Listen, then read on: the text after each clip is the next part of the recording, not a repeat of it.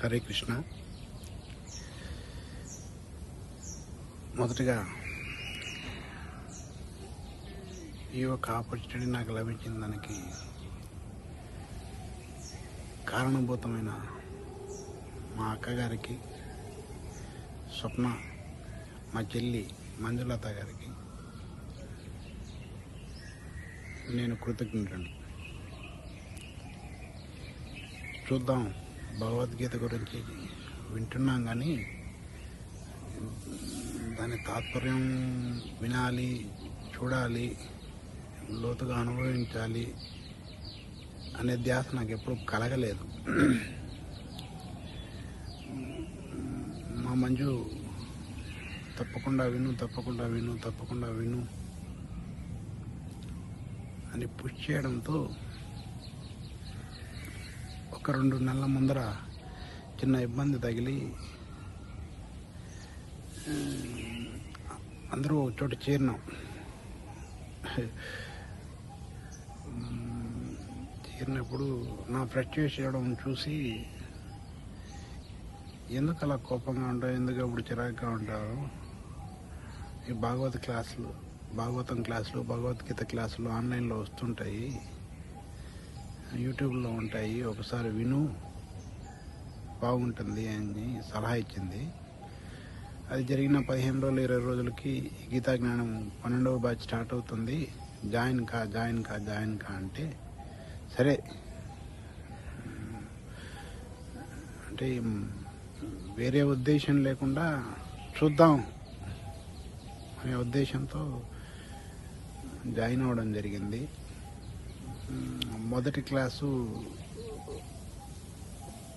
విందాం అనే ఉద్దేశంతో వీడియో కూడా ఆన్ చేయకుండా వినడం స్టార్ట్ చేశాను. హరే కృష్ణ. శ్రీపాద రంగదేవతి మాతాజీ చెప్పిన పద్ధతి చూసి 2వ క్లాస్ కూడా వినాలి అనే ఆతృత పెరిగింది. ఎప్పుడు ఏడవుతుందా అని చెప్పి చూడడం స్టార్ట్ చేశాను. మళ్ళీ 3వ రోజు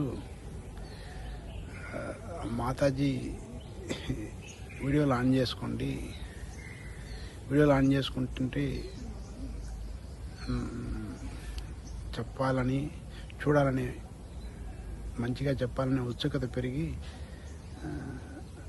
చెప్పడానికి ఇంకా నాకు బలం చేకూరుస్తుంది అనడంతో వీడియో ఆన్ చేయడం స్టార్ట్ చేశాను. వీడియో ఆన్ చేసుకుని నిజమండి ఆ ఫలితాన్ని అనుభవిస్తూ నిజంగా ఆ 1 గంట పూర్తిగా ఆ క్లాస్ గురించి చేయడం, ఎప్పుడు టైం అవుతుందో తెలియదు, ఎప్పుడు 8:30 అవుతుందో తెలియదు, క్లాసులు పూర్తి అయిపోయేది. కానీ ఒక్కటి మాత్రం నిజం, మాతాజీ గారు చెప్పే ఉపమానాలు కొన్ని ఎగ్జాంపుల్ చెప్తారు. ఆ ఎగ్జాంపుల్స్ అంటే ఇది స్వయంగా శ్రీకృష్ణుడు చెప్పిందండి, ఇలా ఆచరిస్తే మీ జీవితాలు బాగుంటాయి కాదు, మనం ఎందుకు వచ్చామో తెలిపే ఏం చేయాలి, ఎందుకు వచ్చాము అని చెప్పే సబ్జెక్ట్ ఇది. కంపల్సరీ నేర్చుకోవాల్సిన సబ్జెక్టు.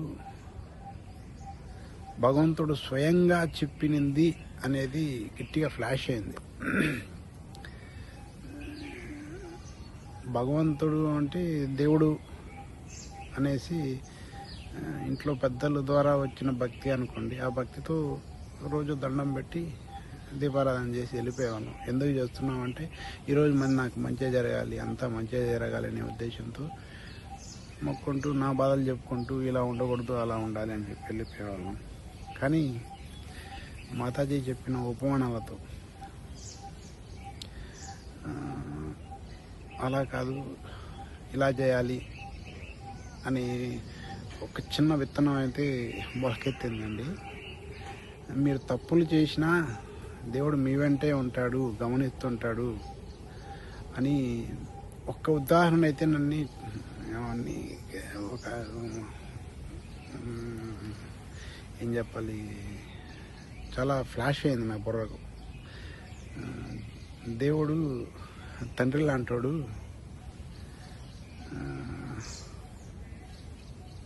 అంటే శ్రీకృష్ణుడు. మిగతా మిగతా వాళ్ళంతా అత్తయ్యలు, మామయ్యలు, చిన్నాన్నలు వాళ్ళు ఎలా ఆలోచిస్తారు, శ్రీకృష్ణుడు ఎలా ఆలోచిస్తాడు అనే ఒక ఉదాహరణ. మళ్ళీ మనమే మేధావులను చెప్పుకొని జీపీఎస్ ఆన్ చేసుకుని ఎక్కడికంటే అక్కడికి వెళ్ళిపోగలము అని చెప్పి ఆన్ చేసి వెళ్ళిపోతుంటే, అది సృష్టించిన దేవుడు ఇంకెంత అద్భుతంగా ఆలోచించుంటాడు అనే ఒక ఉపమానం. ఇలా 2-3 ఉపమానాలు గట్టిగా ఆలోచింపజేశాయండి. ఇప్పుడు కూడా చేస్తున్న భక్తి, ప్రతి కర్మ చేస్తున్నాను ముందులకే, కానీ దేవుడు నన్ను చూస్తున్నాడు, నన్ను గమనిస్తున్నాడు అనే ఒక ఆలోచన అయితే లోపల స్టార్ట్ అయింది. ఏ పని చేయాలన్నా, ఏ పని వదులుకోవాలన్నా దేవుడు చూస్తున్నాడు అనే భయం అయితే స్టార్ట్ అయిందండి. ఇది నా లైఫ్కి ఎంతో ఉపయోగపడుతుంది ఈ విత్తనం. ప్రధానంగా మాతాజీ యొక్క సాంగత్యం ఈ వదులుకోకూడదు.